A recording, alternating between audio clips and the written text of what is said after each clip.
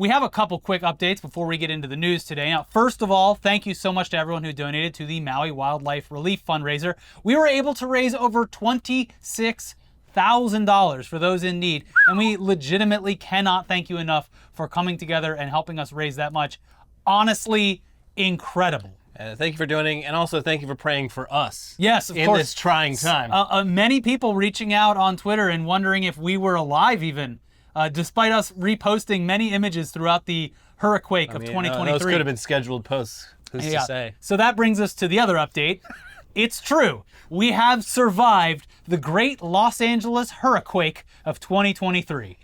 And while the storm definitely brought some heavy rains and significant flooding to certain regions and also a 5.1 earthquake, it appears as though we have avoided utter catastrophe.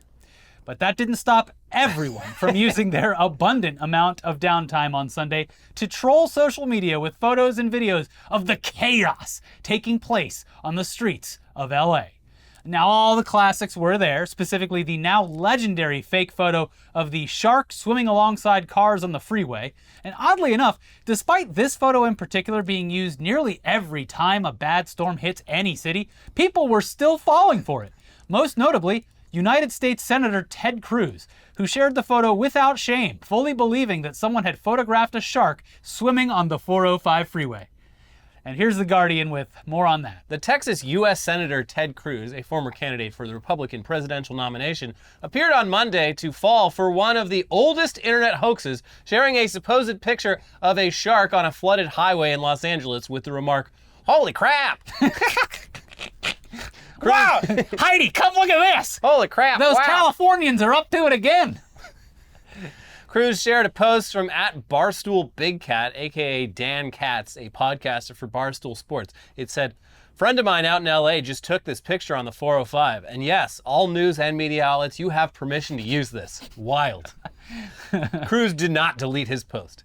Hours later, he wrote, "I'm told this is a joke. In LA, you never know. And everyone, please stay safe from the storm or otherwise." Also, they added a reference back to the biggest Cruz social media blunder, aka the reason everyone remembers 9/11. It was not Cruz's first flirtation with social media ridicule.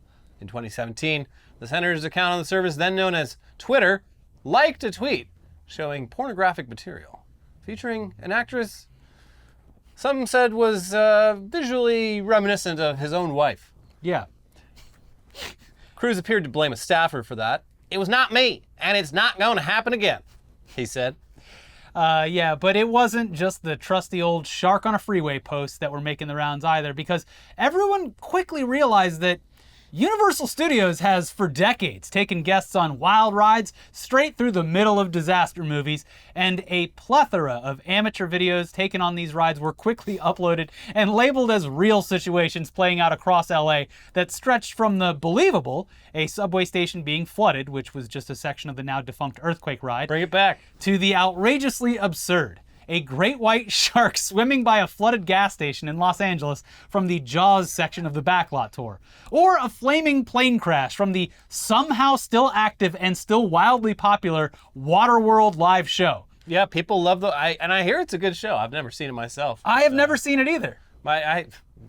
Tangent, but one of my professors in college was like the lead sound designer on Waterworld, so for like half of his lessons, he'd like pull in the original like Pro Tools sessions from that movie to like show us how pretty cool how movies are mixed. And I was like, oh, that's pretty cool. There's a lot going on there. A lot of sounds you wouldn't even know, but they're all there. Is this the same professor that would talk about musicians or whatever? No, that was John Hartman, brother of Phil Hartman, who taught a class on like the music industry, but it was less of a class and more of an excuse for him to just like tell insane stories and also try to indoctrinate all of us into yoga. Oh, fun.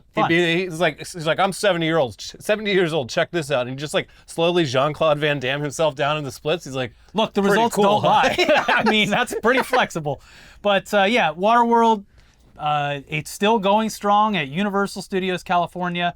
There was a couple of other things that were posted, like clips from basically every disaster movie that's happened in Los Angeles. Volcano, Independence Day, just everything.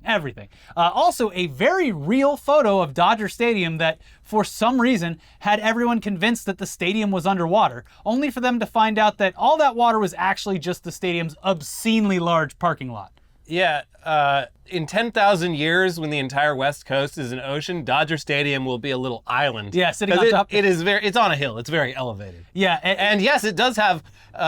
It is shamefully like the example everyone pulls out is like here's a sports stadium in Europe. See, it's in the middle of the city. Yeah, public transit going to and from. Here's a sports stadium in the United States, and it's like just miles the of parking lot for Dodger Stadium is like 10 times the size of the stadium itself. And it's Dodger Stadium is very centrally located to downtown and should clearly have better public transit things. They're installing a gondola system. Dumb, very apparently. stupid. Yeah, stupid. Yes. Anyways, it's just water on a parking lot. The stadium was not flooded. It was just wet. Yeah. But yeah, with the great Hurriquake of 2023 out of the way, let's get back into the typical news items. And it looks like Russia is facing a war on many fronts, not just as the aggressor against Ukraine, but also somehow still finding time to attack the moon during an already unstable time for that country. This is what we should be spending all the money on. That's attacking the moon. This is a war we can win. Mm-hmm. Now, to be fair, Russia wasn't trying to attack the moon. They're apparently just really bad at actually landing a spacecraft on it. And instead of successfully touching down on the surface in preparation for future trips to and from the moon, the Russian spacecraft, thankfully unmanned, as far as we know, just kind of slammed straight into the surface instead. Here's the BBC. Russia's unmanned Luna 25 spacecraft has crashed into the moon after spinning out of control, officials say. It was Russia's first moon mission in almost 50 years. The craft was due to be the first ever to land on the moon's south pole, but failed after encountering problems as it moved into its pre-landing orbit. Whoops! It was set to explore a part of the moon which scientists think could hold frozen water and precious elements. Roscosmos, Russia's state space corporation, said on Sunday morning that it had lost contact with the Luna 25 shortly after 14:57 p.m., 11:57 Greenwich Mean Time, on Saturday. Preliminary findings show that the 800-kilogram lander had ceased to exist as a result of a collision with the surface of the moon, it said in a statement. That is a very accurate statement and pretty good. It has ceased to exist. The loss of the Luna 25 is a blow to Roscosmos. Russia's civilian space program has been in decline for several years, as state funding is increasingly directed towards the military. Russia was racing to the moon's south pole against India, whose Chandrayaan-3 spacecraft is scheduled to land there in the coming days and send a rover to explore the rocks and craters, gathering data and images to send back to Earth. Parts of the moon's south pole remain permanently in shadow, which makes finding water a possibility. And as an aside, the craft that's being sent by India, it's scheduled to land on the surface of the moon around 6 a.m. local time in India on Wednesday. So very soon. There'll be They got a camera on this thing? hopefully it doesn't just smash right into the surface. It would be funny if it did. Ceasing to exist as a result. It has ceased to be. Vaporized. Yeah. But speaking of trying to succeed while the stench of failure still lingers, folks, it's happening. Billy McFarland has announced to all the suckers and marks out there that tickets for Fyre Festival 2 are now on sale and ready for you to gobble up. Get those wallets out. Get that wallet out, sucker. Pay no attention to the previous attempt at launching the Fyre Festival, which, of course, stranded hundreds of young influencers on an island with FEMA tents, shitty sandwiches, a violent storm, disgruntled locals, and a torrent of alcohol. This time, it's going to be different. No one's going to have to suck anyone's dick. Trust me, bro. For water or anything else. If this happens again, it will actually be the most accurate version of the joke. Billy McFarland has the chance to do the funniest thing possible right now. And really, you probably don't have to feel bad for any of the people that are potentially getting swindled this time around, because how are they not literally asking for it? Yeah. You know what you're signing up for. Fool you once, shame on him. Fool you twice, can't get fooled again. I mean, is he going to put them all on a big submarine? Yes, that's how you get there from, because the surface of the water, too dangerous with all the storms. So Billy McFarland He has built his own submarine. He has coordinated and worked with a illustrious submarine building company, which cannot be named, Right. but got For it at a legal deal. reasons. Got it at a total steal. And the Fyre Fest submarine will be operational by the time the festival happens. Have no fear. There's some more and more coming out about that submarine, by the way. It's the safest way to travel. Only one catastrophic accident in 50 years. So yeah, I mean, if you literally Google Billy McFarland's name, the first result is his Wikipedia page, which lists him as a fraudster. Billy McFarland, parentheses, fraudster. Yeah. But nevertheless, he persisted. Here's Rolling Stone with more. The infamous Fyre Festival founder / fraudster, who pleaded guilty to fraud charges and spent a little less than 4 years in prison the last time he tried to throw a music festival in the Caribbean, has put tickets on sale for a second music festival in the Caribbean. A second music festival has hit the Caribbean. Mr. President. Fyre Festival 2 does not have an official date. They're targeting the end of 2024, location or lineup, but the first 100 pre-sale tickets are up for grabs at the low price of $499. After that, the price will steadily rise, with the final pre-sale tier going for a whopping $7,999. Gosh, you'd be an idiot not to buy the first ticket at $500. You're going to want to get in on this as quickly and as possible. for all the flipper investor heads out there, the easiest money you'll ever make is giving Billy McFarland $500 right now and being able to turn that into $8,000 in just a few short months. Why, there's probably an NFT attached to it. One can only hope. As of publication, about 16 hours after McFarland first announced Fyre Festival 2 tickets, it appears there are still plenty available from that first batch, surprising absolutely no one. Oh, come on, guys. It is... Look, I didn't believe that this would sell like gangbusters, but it is still funny that there's only 100 tickets up for grabs at this price, and still they can't sell that many. Man. Yeah. In an extremely low-budget intro video, the polar opposite of how the original Fyre Fest was pitched, McFarland appears in a bathrobe and just tells a story that might end up biting him in the ass once again. Yeah. What's up, guys? This is a big day because as of right now, Fyre Festival 2 tickets are officially on sale. It has been the absolute wildest journey to get here, and it really all started during the 7th-month stint in solitary confinement. In my first year, I partnered with one of the biggest and best TV companies in the world to produce a documentary called After the Fire. I've also worked with one of the biggest production companies to sign a deal to produce Fyre Festival, the Broadway musical. And finally, today, we are announcing Fyre Festival 2. We spoke to people as far away as the Middle East and South America, and ultimately, we decided that Fyre Festival 2 is coming back to the Caribbean. Well, we all have our best ideas in solitary confinement, That's don't we? right, yeah. But yeah, first of all, he sounds like John Mulaney doing a bit. But aside from that, yeah, it's just him doing an elevator pitch for an investment that was already attempted and one that failed in one of the most spectacular and viral ways possible. Mm-hmm. We just don't see this working out for him. But if it does, and everyone gets burned again, don't say that we and literally anyone else with a functioning brain didn't warn you numerous times in advance. This is on you. Yeah, this is Gen Alpha's turn to attend a failed music festival experience. Gen Z, they've already been through this. They've learned their lessons. They've taken their punches. It's time for a new generation to get scammed. Yeah. Fool me once, Billy McFarland go to jail. Fool me twice, me go to jail. I can't imagine the amazing lineup of artists who would be willing to put their name on this bill. That's another point. The big draw with the first Fyre Festival was like they got some actually pretty big bands to agree to be part of it. Yeah, at the very least, it appeared to be an actual legitimate music festival. Yeah. It had actual artists. It was in a dumb location in retrospect, and a location that He's doing the Coachella thing where Coachella is already so established that they start selling tickets before anyone even knows what the lineup's going to be. Yeah. Interesting to take that same approach to Fyre Festival. Yes. Well, that's why the steep discount right up front, obviously. I guess so. Because you're going to want to flip these tickets when he announces the amazing lineup. So, there you go. But yes, while we're on the topic of terrible people going back to doing what they love, no matter how dumb it makes them look, we unfortunately regret to inform you that Kid Rock has gone woke. Oh my God. Yeah, we know. Kid Rock's gone woke? It is shocking news that will be reverberating through conservative grifter circles for days to come. And we do hate to be the ones to break it to you, but just months after literally blasting a bunch of Bud Light cans and boxes, Kid Rock has been spotted drinking a Bud Light in public, no less. Oh my God. which Oh my God. which is basically the same thing as endorsing the product. Holy crap. Has he no morals? What are his loyal dumbass supporters supposed to do now? I don't know. Kid Rock. I'll have to call my dad tomorrow and see what he thinks about it.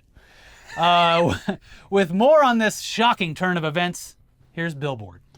It was less than 4 months ago that Kid Rock got so worked up about Bud Light teaming with transgender TikTok influencer Dylan Mulvaney for its Bud Light Easy Carry contest during the NCAA's March Madness that the "Don't Tell Me How to Live" singer tried to destroy 12 packs of Bud Light with a semi-automatic rifle as he yelled, "Fuck Bud Light and fuck Anheuser-Busch!"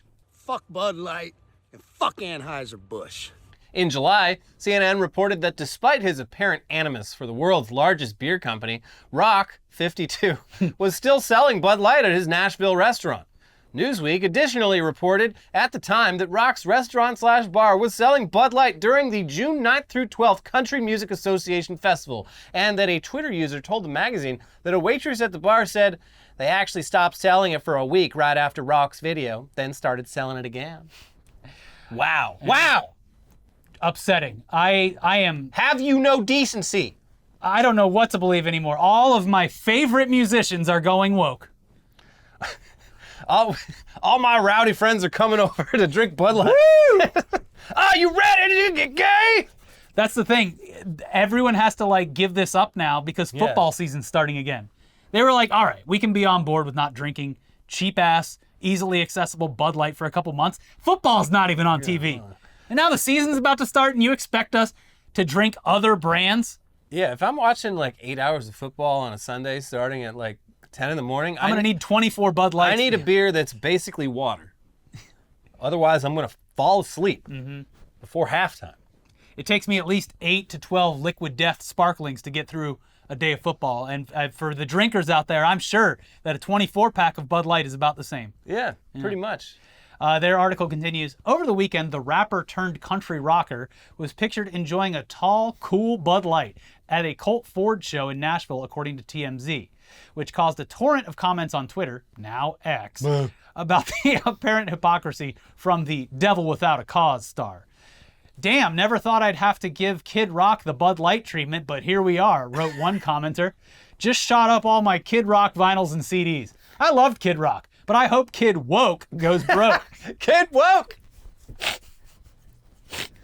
Oh, man. Cool. Anyways, very cool, very funny, and all very fucking pointless. Also another chance for us to remind everyone that this Bud Light promotion was literally a targeted campaign, and Mulvaney was given cans with her face on them for the specific purpose of just doing a video. And calling it a campaign, I mean, it was, but it was literally one. Yeah, it One was, video. Yeah, and it was a bunch of like other influencers. Yeah, It's like, we'll give you a can with your face on She it. was one of many influencers. Yes. It was, you never, ever would have even seen this unless you were already looking at a lot of trans stuff on TikTok. Yeah, a fan of Dylan Mulvaney, or eventually, however it got into their feeds, Steven Crowder and everyone at the Daily Wire who picked this up and turned it into the massive dilemma that it was. It wasn't a nationwide ad campaign. It wasn't.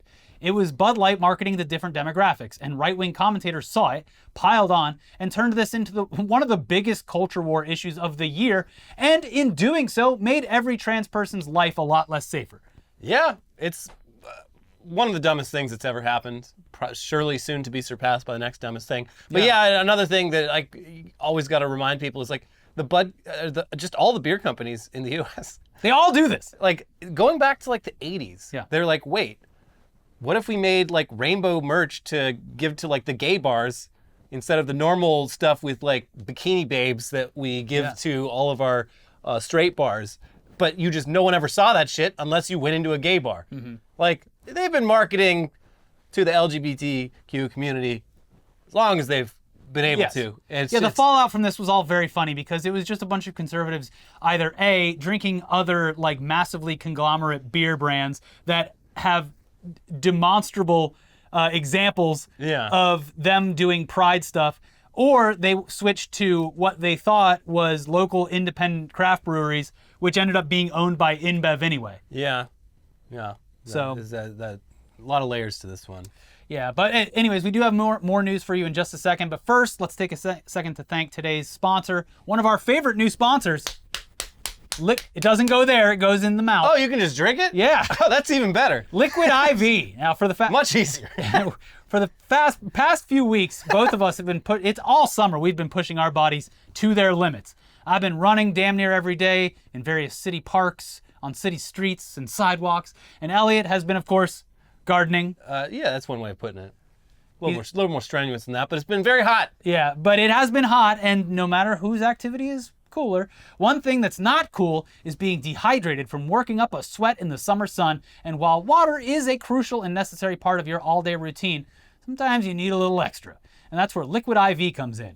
And here's the better news. It's sugar-free and contains no artificial sweeteners. With 3 times the electrolytes of the leading sports drink, plus 8 vitamins and nutrients for everyday wellness, Liquid IV hydrates 2 times faster than water alone. Keep your daily routine exciting with 3 new flavors: white peach, green grape, and lemon lime. Our favorite part about Liquid IV is how easy it is to use, because it comes in convenient little packets that allow you to just drop some into a cup or water bottle, mix it up, chug it down, get back to work. You can take a handful of them, put them in your bathroom bag when you're going on vacation. Yeah, like that's if you're hypothetically going to Las Vegas and You know it's going to be hot and dry. Visiting a distillery there and having a great time, and want to be able to wake up the next day not feeling like crap. It's great for hangovers. It's good for that too. I've been multiple times this summer. Have been at the point where I'm like, I think I might pass out if I stay out in the sun for like a moment longer. I think I might actually die. Pre-hurricane on Saturday, I ran 5.5 miles, and I had Liquid IV before and after. And who's to say how much it stopped me from passing out? Yeah. It definitely made me feel a lot better, that's for sure. Mm-hmm. Anyways, 1 stick of Liquid IV and 16 ounces of water hydrates you 2 times faster and more efficiently than water alone. And it also contains 8 vitamins and nutrients for everyday wellness, with 3 times the electrolytes of leading sports drinks. Non-GMO and free from gluten, dairy, and soy. Real people, real flavor, real hydrating. Now sugar-free. Grab your Liquid IV Hydration Multiplier sugar-free in bulk nationwide at Costco, or get 20% off when you go to liquidiv.com and use code TODAYDAILY at checkout. That's 20% off anything when you order with our promo code TODAYDAILY, all one word, at liquidiv.com. Link is also in the description below. All right, back to the news now, and we do have some updates on everyone's 2 favorite main characters today. You already know who we're talking about, so let's just jump into the latest news about the big guy first. Everybody knows who that is, right? The big guy. So according to Trump's own posts on Truth Social, Thursday will be the big day. Donald Trump will be traveling across the country once again to turn himself in.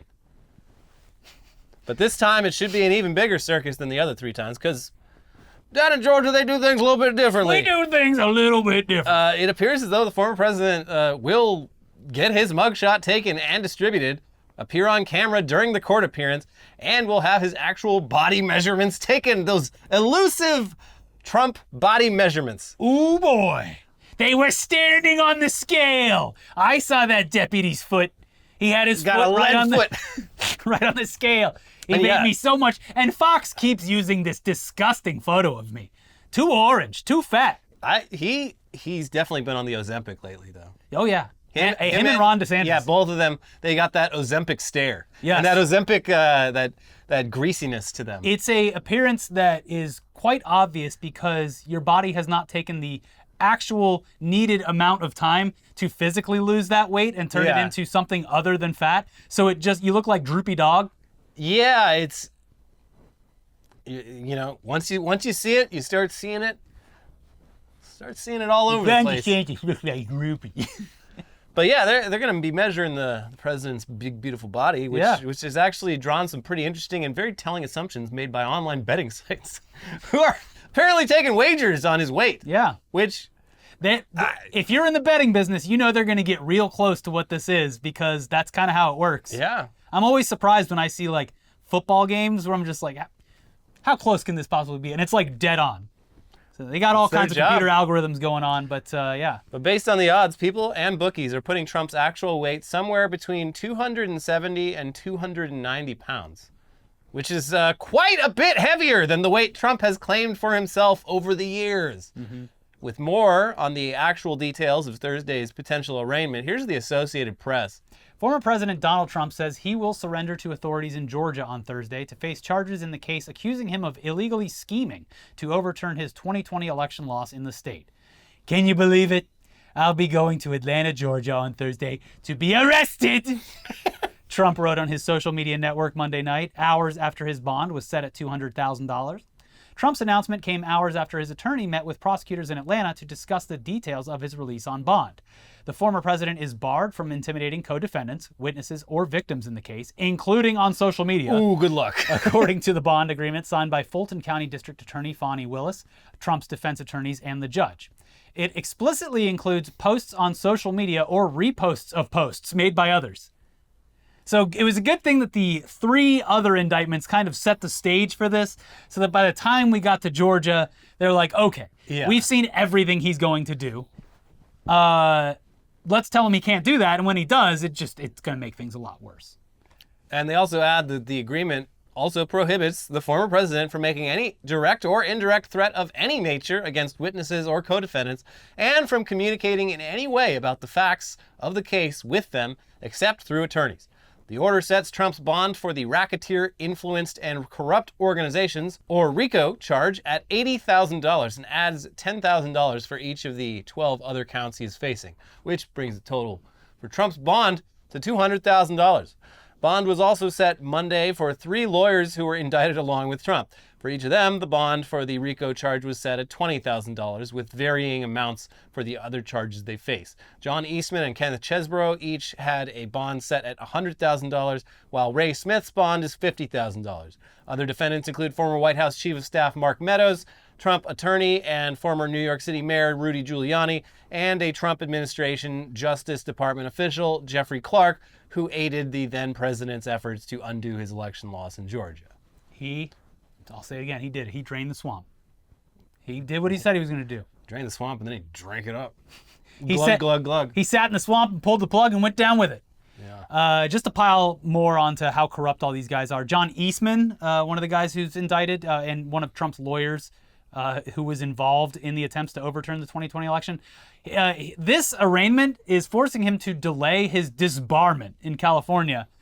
Literally too busy to lose his license to practice law because he's getting arrested for helping a corrupt president dismantle democracy.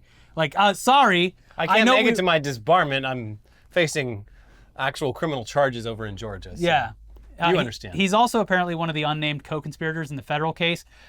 So it looks like he's going to be too busy to practice law anyway, but the state of California will continue the disbarment in the near future, so don't worry about that. They're patient. Let's switch gears and just try to wrap our heads around Elon Musk's continued erratic behavior. And when we last left off, he was trying to get rid of the block feature, much to the dismay of literally everyone, including his most loyal supporters. Everyone disliked that. And this might have been the final straw for many of his followers, because even Cat Turd and James Woods have turned on Musk over the block removal, which ironically resulted in Elon Musk blocking both of them. In an effort to make a point that only makes sense to him. Now, how do you like it? He's like, yes, see, you agree. This sucks. You agree then that being able to block is good. Yes, beneficial. These people are annoying you, and you're stopping them from doing that. So yeah, his blocking spree seemed to coincide with the reality that he is legally unable to actually do away with the feature because of regulations. Those pesky regulations within the app stores that his app is hosted on. You gotta be able to block. Also, it was wildly unpopular as a move. Like, just nobody liked this. People were very quick to inform him of the various ways that the platform could be abused if the feature were to get removed. Mm-hmm. Both sides of the aisle. Rare bipartisan support for not doing away with the block button. Yeah. He definitely still had his simp army and some of the... we're just gonna do advanced muting. Don't worry. Some of the most infuriating blue check Elon simp responses were to women who have like literally been stalked and have had to like take out restraining orders against people who've been stalking them for years, who like lay out their entire case, and then just one of Elon's little little simp army members comes in and is like, well, actually, no, this is going to be better. He's going to come back with something better. For Elon, the reason is because if you mute someone, they can still see everything, so that counts as views and traffic. Yes. Yeah. Anyway, Elon did what any grown man would do in such a situation. He went on a blocking spree to somehow prove that he is big and smart. And it's all just a joke. Yeah, unless everyone likes it, in which case I'm serious. In a tweet, Elon said the following: "Pretty fun blocking people who complain that blocking is going away. How does the medicine taste?" That's the crying, laughing, I'm totally not mad emoji. Yeah. But before he went on his blocking spree, after claiming he was going to remove blocking, he posted something that made him seem a little defeated. A rare crack. Yeah, maybe buying this social media company wasn't the best idea from the world's greatest genius. I don't know, maybe a sign of things to come? On Saturday night, Musk tweeted the following: "The sad truth is that there are no great social networks right now. We may fail, as so many have predicted, but we will try our best to make there be at least one." And this is very funny because if he had simply done nothing at all, nothing, if he had done nothing, the platform would be in much better shape in nearly every way, but specifically financially. Instead, he has worked extremely hard to make the platform an unusable, toxic hellhole while continuing to solidify his legacy as one of the world's most unlikable people. It didn't have to be this way. And dwindling his support.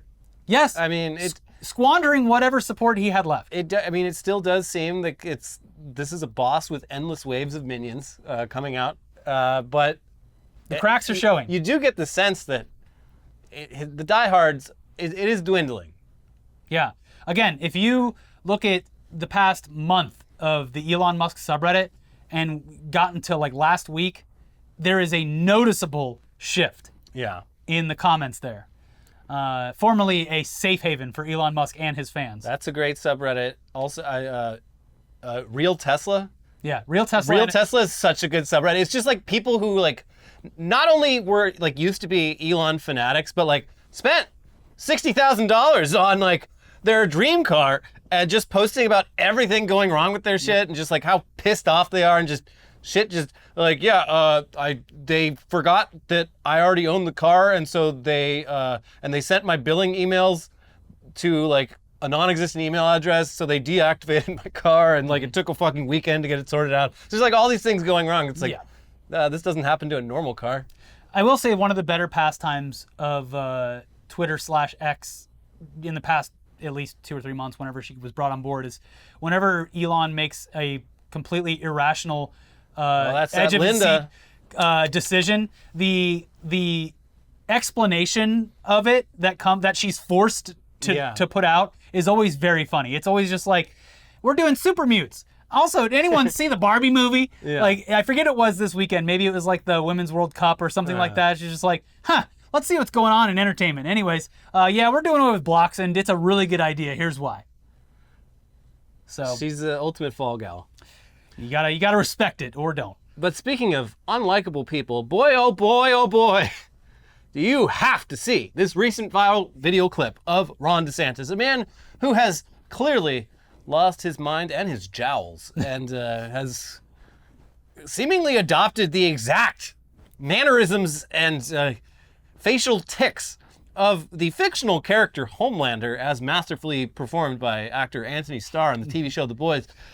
In recent clips where he appears to be on the verge of mental collapse, just stewing in his own skull. He is, as people have pointed out, seemingly this close to a career-ending outburst.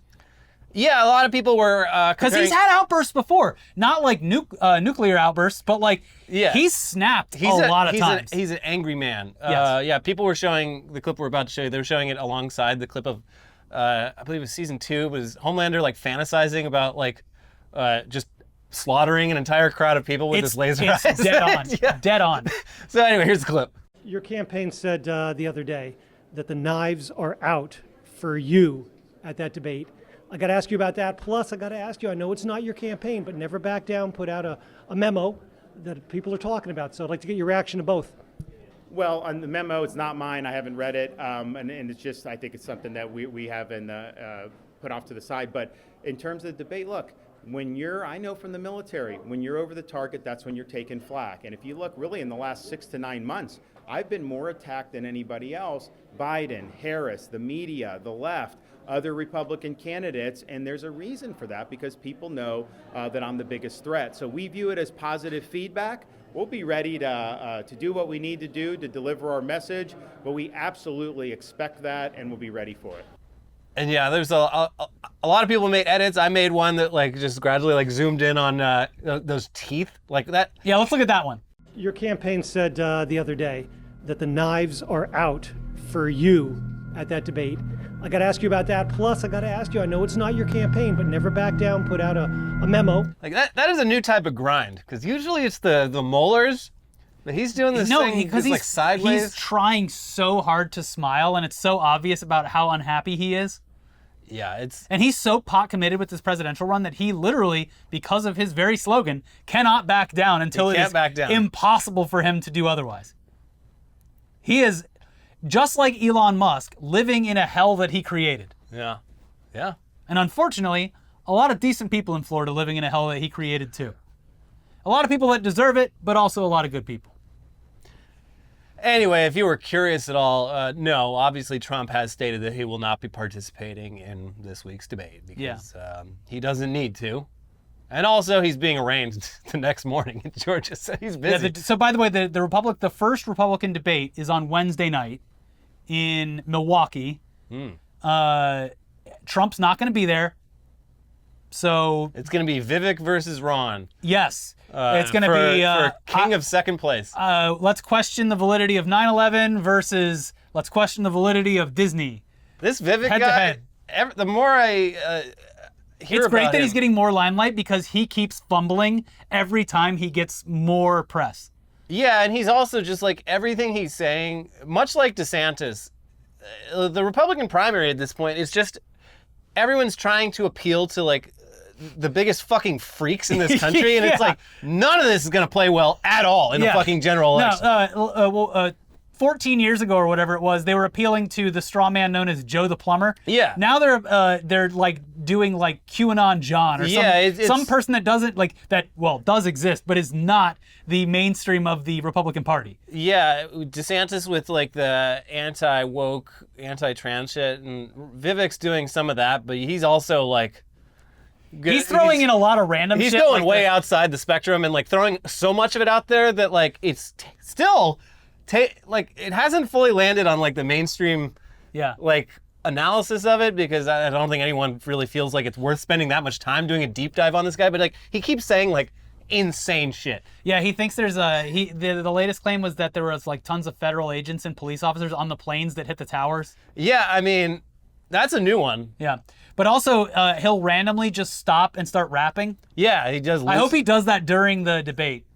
He does lose yourself, and it's like, it's Mom fine. Spaghetti. Yeah. I guess he used to be in college, he was a libertarian rapper. He rapped about libertarianism. That is reminiscent of Marco Rubio, who was like, here's all of the artists that I love, and they are all antithetical to my political beliefs. Yeah, well, I mean, unless you listen exclusively to like top 40 Nashville country, that's what's gonna happen. Oh boy, did you see the photos of Jason Aldean with his skinny jeans on? What a weirdly shaped man. Yeah, also, why are you dressing like that if you... Try dressing like that in a small town. He would get his fucking ass beat in a small town dressing like that. Hey, you queer!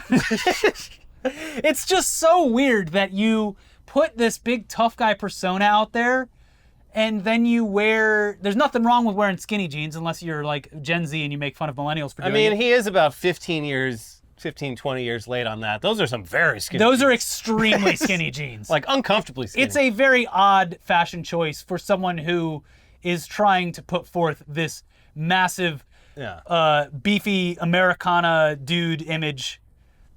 You wouldn't see John Wayne wearing the skinny jeans. No. Sir, you can get a pair of pants that fit you correctly. It's just odd. Anyways, Trump not appearing in Georgia, or Trump is appearing in Georgia legally, he has to. Not appearing in Wisconsin. Not appearing in Wisconsin, but apparently one of his fail sons will be there trying to make the rounds and clean up. Barron? No, Barron hits his head walking into every building. No, I They need believe to wheel him out. I want to see how tall he is. based on the trajectory through the White House, he's got to be at least 9'6" by now. Baron's like the mountain on Game of Thrones. Like he was like locked away for a couple seasons, and like and then finally you get the big reveal, and he's like, oh my God, this guy's a giant. It is outrageous how tall he is. But Fox News has already said that they will not allow any Trump surrogates on their coverage. So they came out after Don Jr. said that he was going to head over to Milwaukee. They were like, by the way, we're not having any of the Trump surrogates on here. Oh, so it'll probably be Newsmax or OAN. Anyways, if nothing else, it should be an entertaining, if not frightening look at what we're going to be dealing with for the next year or so. So there you go. Yep. Anyway, thank you again for the Maui donations. Please like this video, subscribe, leave a comment for the engagement. Yeah, reply to a comment, do whatever you want, but make sure you like that video so that it gets into the YouTube algorithm, and we're all much happier for it. Yeah, stay tuned for our next video where there's more Elon news. There's some big New Yorker article about Elon that went live right before we filmed and is apparently very juicy. So we're going to talk about that. I saw some excerpts and I was like, let's leave some meat on that bone for Tech News Day. So yeah, watch our most recent episodes over here. We got Weekly Weird News. We got News Weekly Dump News with a guy who thinks he can live forever. We got plenty for you to watch. And we'll be back with tech news. So in the meantime, enjoy your week. Bye-bye. Bye.